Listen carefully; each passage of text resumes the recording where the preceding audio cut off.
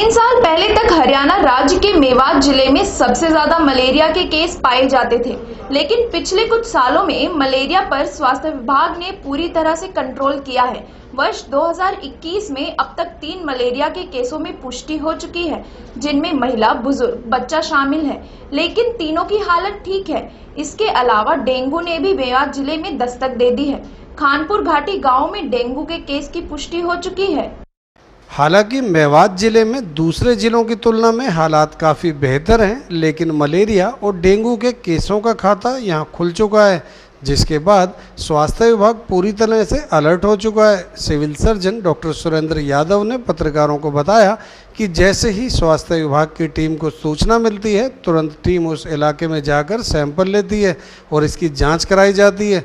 अभी तक 3 मलेरिया के और डेंगू का एक केस सामने आ चुका है, लेकिन चारों ही मरीजों की स्थिति बेहतर है।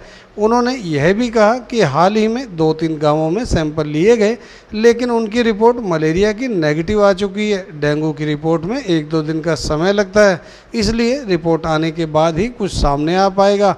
सीएमओ मेवात ने कहा कि जिला मलेरिया अधिकारी विमलेश तिवारी की देखरेख में स्वास्थ्य विभाग की टीमें तुरंत गांवों और शहरों में जाती हैं। सबसे पहले मरीज का सैंपल लिया जाता है। अगर मरीज को मलेरिया व डेंगू की पुष्टि हो तो तुरंत उसका इलाज शुरू कर दिया जाता है। सीएमओ ने कहा कि वर्ष 2025 तक देश को मलेरिया मुक्त करने की दिशा में कार्य किया जा रहा है, लेकिन उन्हें यकीन ही नहीं बल्कि पूरा भरोसा है कि जिस रफ्तार से मेवात जिले में काम किया जा रहा है, वर्ष 2023 तक ही मलेरिया का जिले में नियंत्रण पा लिया जाएगा। डॉक्टर सुरेंद्र यादव ने कहा कि जहां तक फॉगिंग की बात है, शहरी क्षेत्र में नगर पालिका और ग्रामीण क्षेत्र में ग्राम पंचायत फॉगिंग के लिए मशीन, डीजल व पेट्रोल का इंतजाम करती है। दवा का इंतजाम स्वास्थ्य विभाग करता है।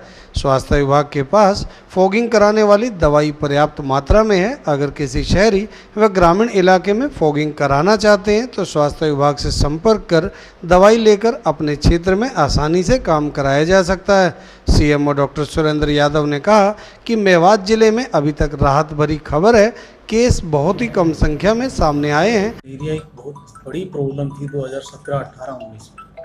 अब हमने बहुत हद तक उसको कंट्रोल कर लिया है और अब तक हमारे टोटल 3 केसेस मलेरिया के आए हैं जिनका ट्रीटमेंट हो गया है और वो बिल्कुल ठीक है, जिसमें एक प्रेग्नेंट लेडी थी, एक बच्चा था 8 साल का, एक बुजुर्ग था जो आर्टेमिस हॉस्पिटल में एडमिट था वहाँ।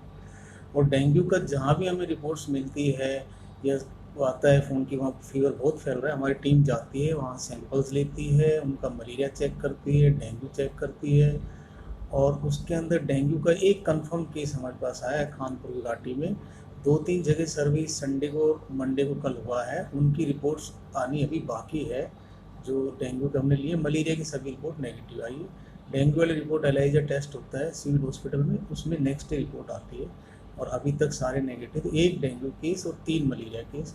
और हमारे जो मलेरिया वर्कर्स हैं वो बिल्कुल रेगुलर एक्टिविटी कर रहे हैं, लोगों को अवेयरनेस कर रहे हैं, एंटी लार्वल एक्टिविटी कर रहे हैं। और जब भी ये पता लगता है कि वहाँ फीवर केसेस आ रहे हैं, एकदम रैपिड रिस्पॉन्स टीम वहाँ जाती है, जिसको हमारे एपिडेमियोलॉजिस्ट मिस्टर तिवारी जो हेड करते हैं। और वो हॉलीडे वाले दिन, संडे वाले उसी टाइम वो एक्टिविटी करके बड़े विजिलेंट है। और हमारी कोशिश ये है कि मलेरिया एलिमिनेट हो जाए। और जो एलिमिनेशन का टारगेट तो 2025 का है, लेकिन हमारे हेल्थ एसीएस ने 2023 तक टारगेट दिया है, इसको एलिमिनेट करो। और जिस स्पीड से हम चल रहे हैं, होपफुली अगले साल नील केसेस होने चाहिए। फॉगिंग का ऐसा है कि अब फॉगिंग के लिए मशीन वगैरह सब ग्राम पंचायत को रूरल एरिया में, कम्युनिटी को अर्बन एरिया में दे दी गई है।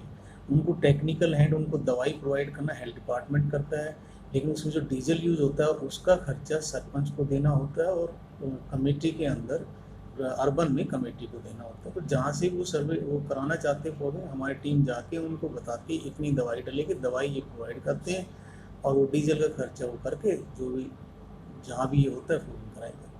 दवाई की हाँ कोई कमी नहीं, हमारे पास सफिशिएंट